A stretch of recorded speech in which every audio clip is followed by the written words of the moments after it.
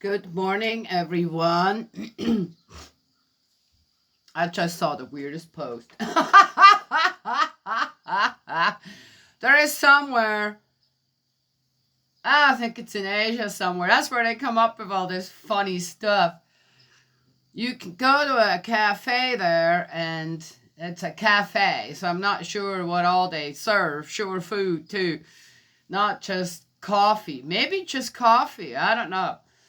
And the whole restaurant is a koi fish pond, and it's about, let's see, that's just below the knees. It looks like the water comes up to, right? Yeah. And I'm looking at this and I go, you gotta be kidding me. Yeah. Immediately I'm thinking, does everybody have to wash their feet? But don't go there with long pants, right? Unless you don't care to get them wet. But then, I mean, all the detergents and stuff people use on their clothes. Now, can you imagine 100 people going in there, say, with long pants, yeah, or long skirts? Now, surely you wouldn't do that, would you? Then all that stuff goes into the water right there in a small space. That's pretty big, actually. There's a gazillion fish in there. How do they keep them healthy?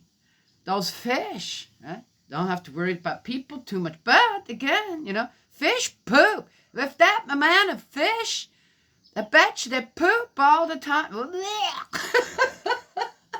I know how it feels like, because I lived as a child in a fish hatchery for a while. Right? Yeah, every once in a while I fall into it. And the fish come and they're small fish, so they don't hurt you, but they nibble at you, right? Yes? Or when you put your feet in and the fish come, right, because they think there's food or something, and they nibble at you and they yuck, and having that happen while you're eating, I can't imagine. What about wintertime? They just close down in the winter and it's just a seasonal thing? Because golly, what people walk around in, or I don't know, do they change at the door or something? Do they have changing rooms that you can put on proper clothes then, to go in there in the wintertime? And okay. I'm looking at this, I'm going, no way.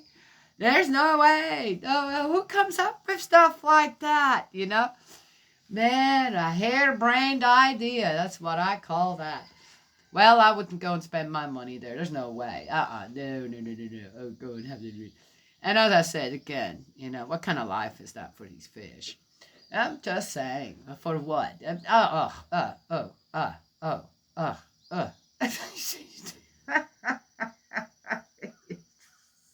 So stupid.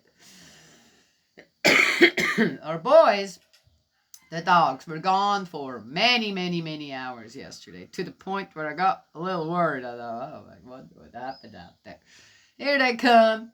They left about 8 o'clock in the morning, and 4 o'clock, almost 4:30 comes around. Here they come, all happy and hungry, and they're going, gee, guys, where were you? Yeah, well, again, where do we live here? I could just keep them cooped up here in the yard. I could take them out once in a while, right? Yeah, I could, right? Yes, but I'm gonna have to somehow, right? Yeah, expect if they are out there doing their thing, I'm gonna have to expect that they might not return. I do, yes. And when they do come back, Jake just got another cut right up here. Not yesterday, just a couple days ago. Oh, it got up right up here by his eye, and then right underneath here, he had a pretty big cut. I just disinfected it, and it looks fine. Anyway, so yeah, they get snake bit sometimes, though usually only once, and that's kind of it. And then they know. And I thought about it. Oh my gosh, when your children start to go out into the world. I was a child at one point. My mom had to let me go out into the world, right? And just hope I come home safe and sound. Yeah.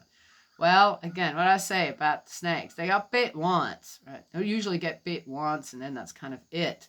And then they know the danger of of the snakes, right? Yes, stay away from them, not try to play with them or whatever. And in one sense, yep, you can't keep your children cooped up all the time. They'll be unhappy and unfulfilled. It's just the way it is, right? Yes?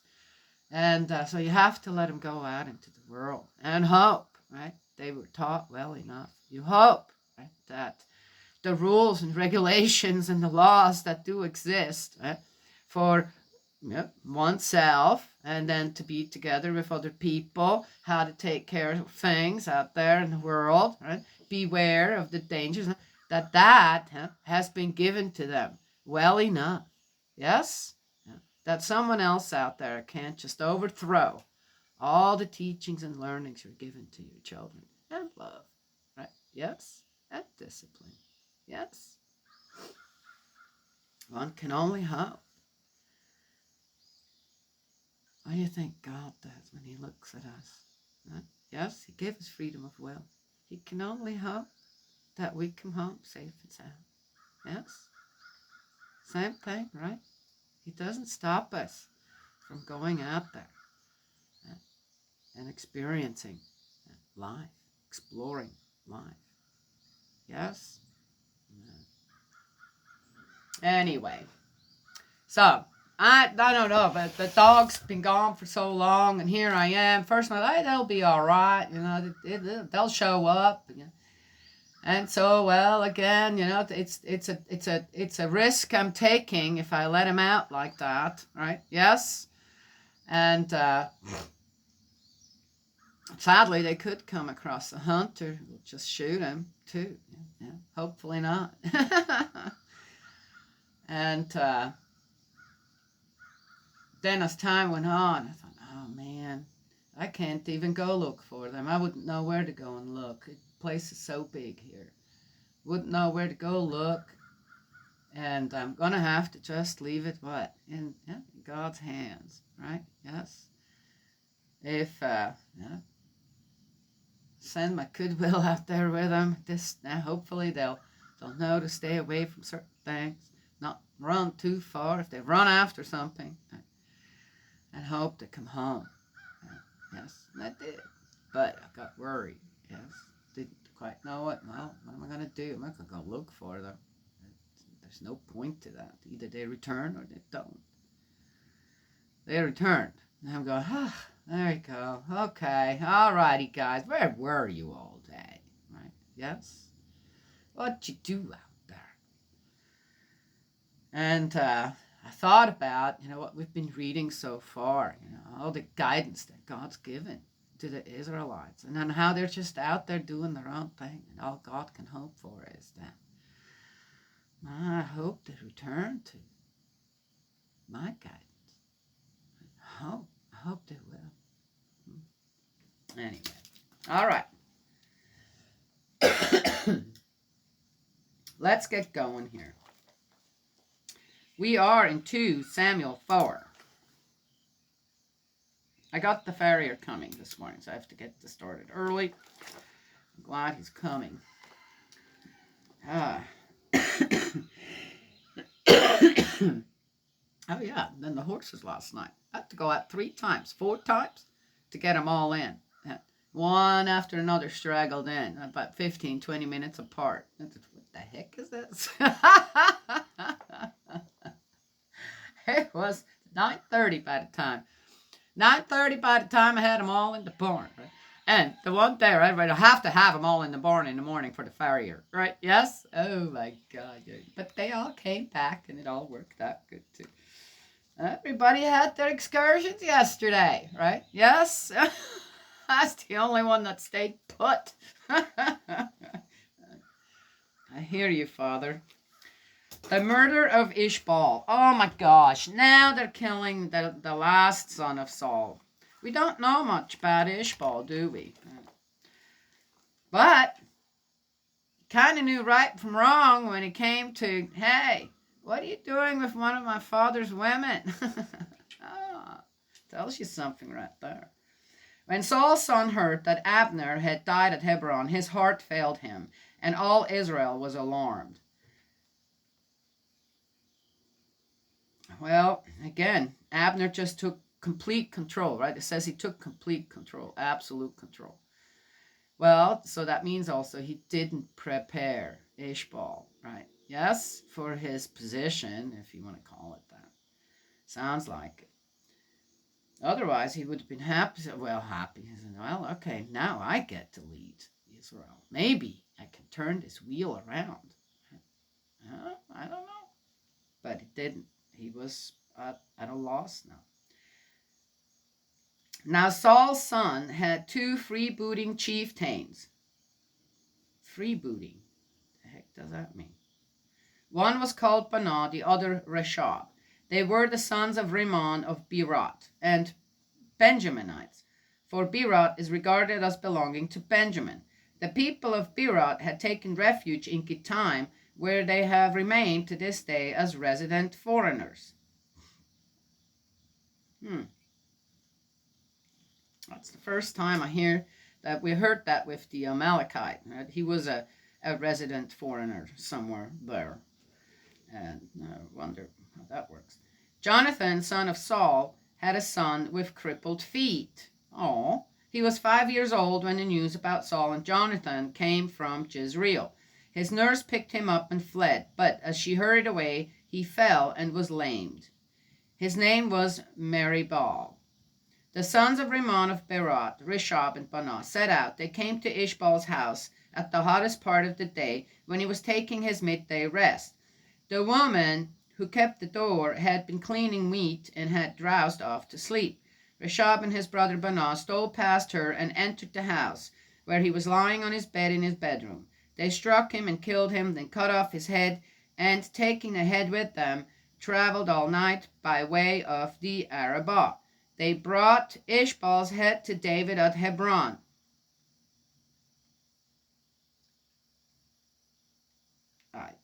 Unbelievable. Here, they said to the king, is there you go. Is the head of Ishbaal, son of Saul, your enemy who meant to take your life?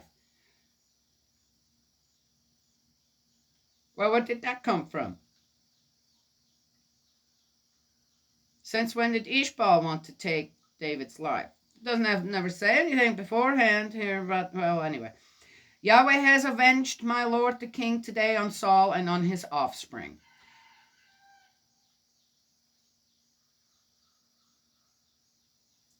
Huh. How do you see how people use God? Just that's all for their own agenda, right? But makes it sound good, doesn't it? But David answered Reshab and his brother Banah, the sons of Rimmon, by saying, as Yahweh lives, who has rescued me from every danger, when someone told me Saul is dead, supposing himself to be bringing me good news, I seized and put him to death at Ziklag, and that was how I rewarded him for his news. How much more when bandits have killed an upright man in his house and on his bed?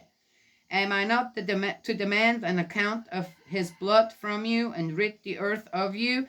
How did he know how they killed him? That's interesting. It doesn't say how these two, doesn't seem in the story. It doesn't tell. They don't tell David how they did it. How does David know? Okay, well, they couldn't write everything down. You know what? Let me tell you something. There's so much detail here for certain things. And then they leave this out. And then, I'm sorry, I'm going to go, oh, wait a minute. Is there just some stuff left out now? Or what am I supposed to believe here? David didn't know. I don't know. Am I not to demand an account of his blood from you and rid the earth of you? David then gave an order to the men who put them to death. Cut off their heads and feet and hung them up beside the pool of Hebron. Ishbaal's head they took and buried in Abner's grave at Hebron. Oh my gosh, Ishbaal didn't even get his own grave. He was put in with Abner. Well, pressed together, those two. Okay. Oh my goodness. That's the end of 4. I guess it needs to be short. A farrier's coming.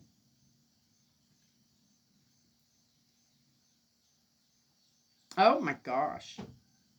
What an account, huh? Well, there you go. Another one dead. 2 more dead after that. And, golly goodness. How much blood can one have on his hands, really, when it comes down to it? Oh, well, but David, he's just, you know, I mean, it's got to be the right thing to do. It seems like he's doing it with the right attitude. Yes? All right, wait a minute. So did those two, okay, who killed Ishbaal, not hear of what happened to the Amalekite? And David mentions that. The one that brought me the news and thought it was good news about Saul's death, right, didn't fare so well. Now here you two come. Yet David knew exactly on how Ishbaal was killed and where and how and all that jazz. So either, right, this is just made up part of it just to make a story out of it. And again, in a way, on how David is being, I mean, gosh, you read it and you're going, well, he's such a righteous judge, right? David is, right? I mean, it sounds like the right thing to do. Does it? Is it?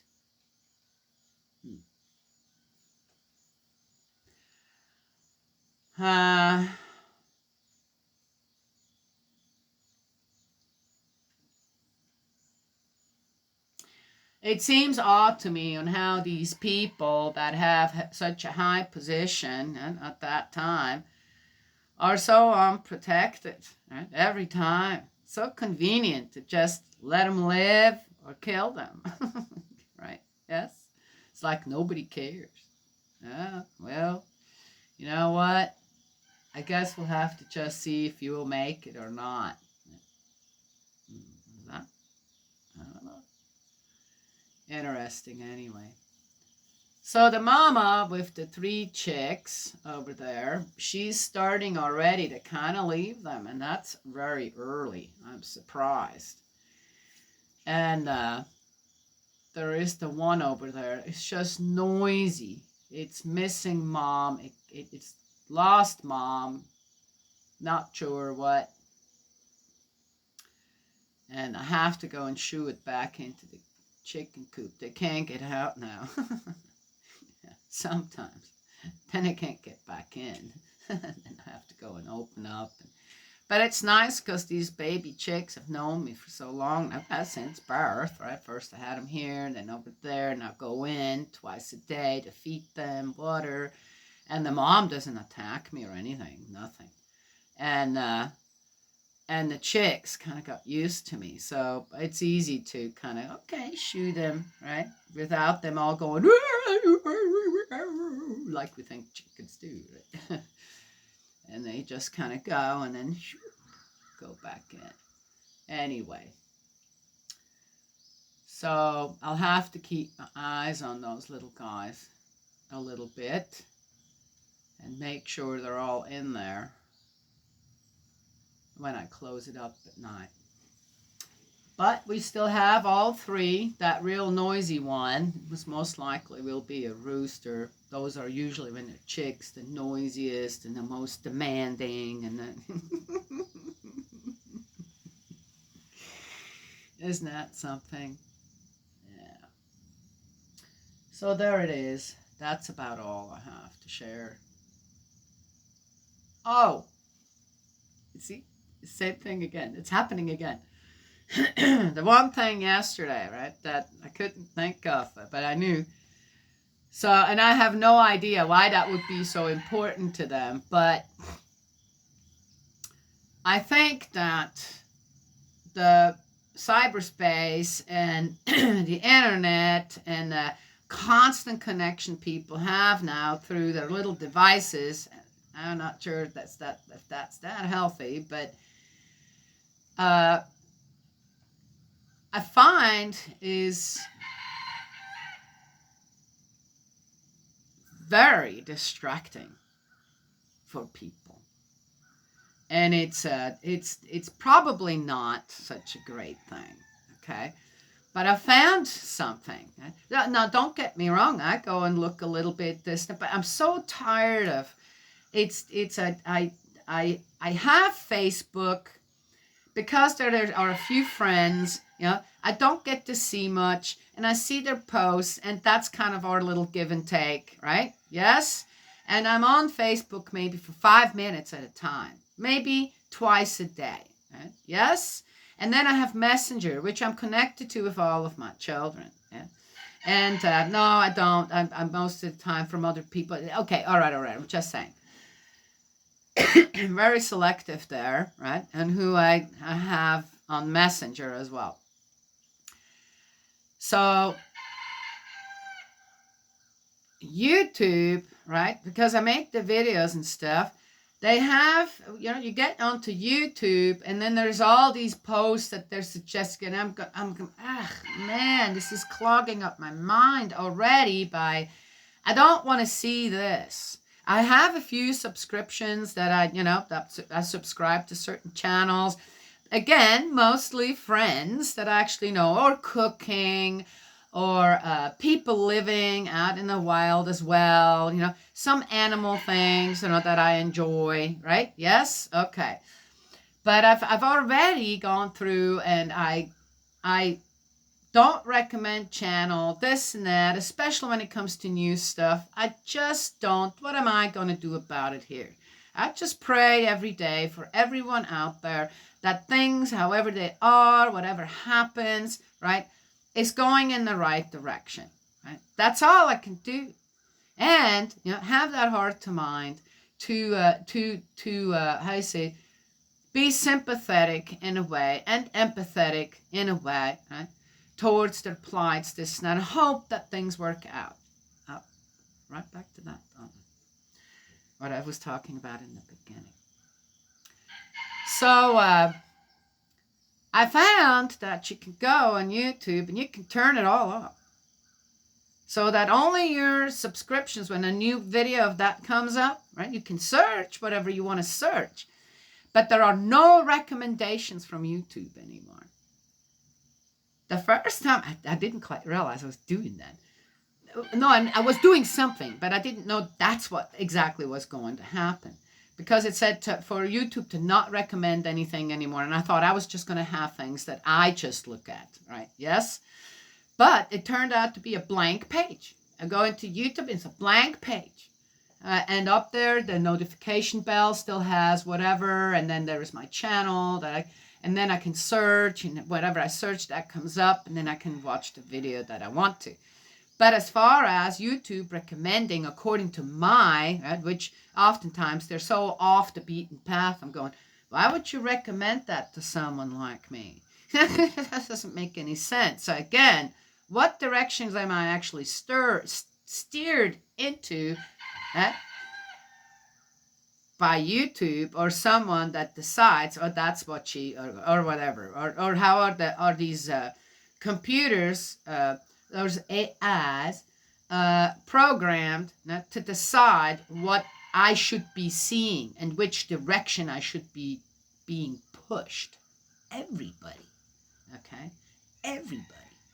I have a feeling that if I were to compare, right, the recommendations that I have gotten from YouTube with other people, a lot of them would be exactly the same. Not according to our preferences, according to what we're supposed to watch, right? Yes? Okay. So here's this blank page. I love it. First I was like, oh, now how's this going to work? Oh, it's simple. It's totally simple. As I said, I've got my notification bell. Oh, yeah. Oh, yeah. Okay, let me watch this and this. And then these are my subscriptions. Those are just the ones that I'm going, yes, I'd like to see things from these people. Yes? Learn from them. Yes? Yeah. And there's nothing else. And it's like, this is like the third day, fourth day. And I'm like, wow, this feels amazing. to not have this page, and it does. I want you to pay attention. Not to have this page, when it pops up, have already all this stuff on there, which completely distracts you from what you actually want to see there. Yes? Wow, where have you been all my life? That's why I'm sharing it. That's why they want me to share it. Yes? Don't think that you don't have any control over things. You do. It's still there. You just have to be willing to take control and still enjoy. Yes? Okay. So there was a friend that posted one thing. And it's about, again, same thing. And in what direction do some people want us to go with our own heart to mind, with our own thinking, with our own virtues and morals? Yes? And there is this guy, I think Goebbels, and I think that's a German or Austrian, I can't. And he said that, I guarantee you that I have the power to make the people go in any direction that I want. When it comes to supporting, thinking, doing, right? Whatever, however I want them to go. Like a herd of pigs. And herd was spelled Heard. Okay, well, that's already the wrong spelling. And there's no such thing as a herd of pigs. They're a drift or a drove. So here I'm looking at them going, okay, well, good luck with that. Because what I'm seeing here, you don't even know how to spell things properly. Whoever put it out there to start with. Right? And if that was a quote of that guy, well, his IQ couldn't be that high to make me go any which way he wants me to go. Right? Yes, I probably wouldn't. I probably would question. Okay, I'm just saying, right? Yes. Well, anyway, people think they have a lot of power out there over you. If you're uninformed, if you don't try. And, okay, how does this suit me better? Well, I just found how YouTube suits me better. Yes, much better. Yes. All right. Well, I just thought I'd share that.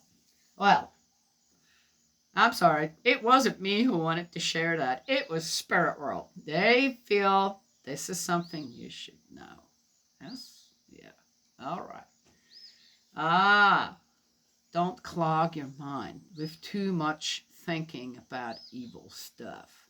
Okay? Acknowledge it. But don't make it your YouTube page. Remember, there's a lot that's coming from Spirit World that's really, really good. Right? And is helping us, and we're helping them. Yes? Fill your page with that. We can't stop everything out there until, yes? All them lost sheep return. Well, in the meantime, though, we can give good out. Yes? Right? All right. That's all I have to share today. Got to go to the barn. God's love and blessings always. May He protect you, and I will talk to you all another time.